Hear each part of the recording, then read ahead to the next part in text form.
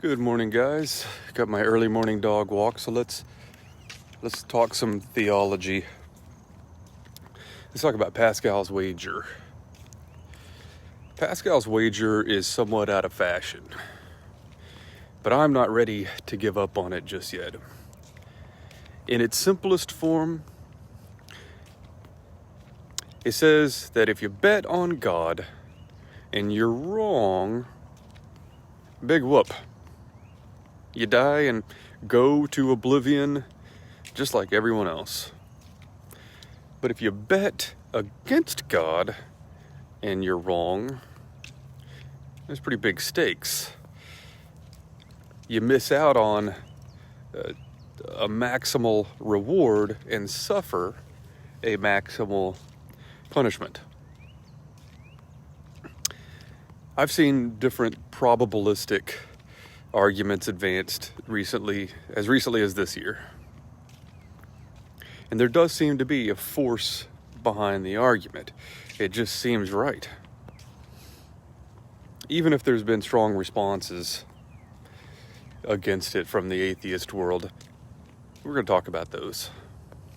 A couple years ago, I read a book on the wager. It was called Untrumpable. Young author named Kevin Moore.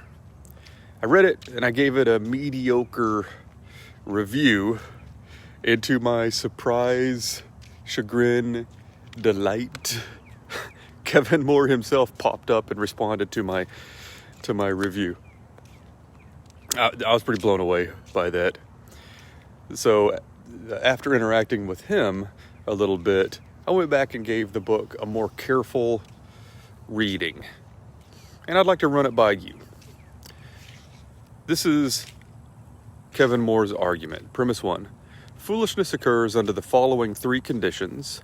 A, when we are aware of a threat to our most relevant interests. B, when we know how to minimize our risk to such a threat. And C, when we voluntarily choose, in the face of such awareness and such know-how, not to try to minimize our risks to such a threat.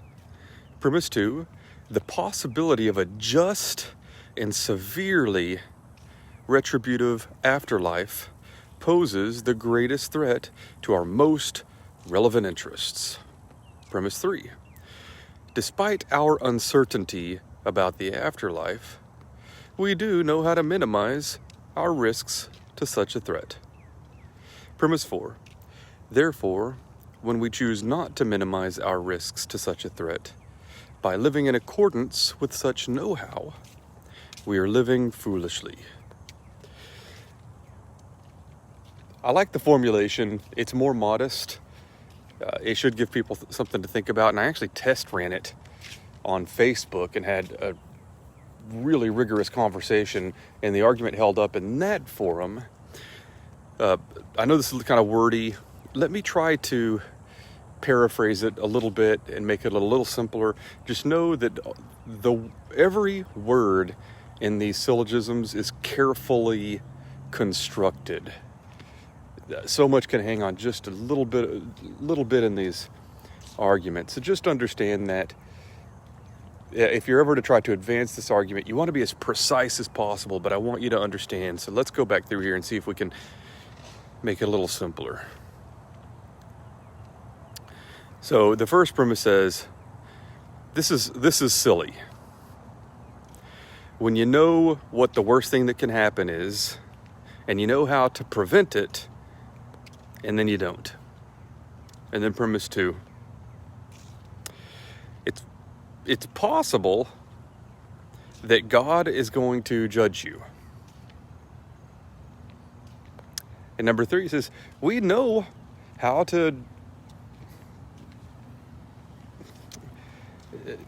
ease that judgment. We know how to get God to not be so mad at us. And then the final premise is, since we know that, if we don't do it, it's just silly. So what do you guys think about this? Can you see any weaknesses in the argument?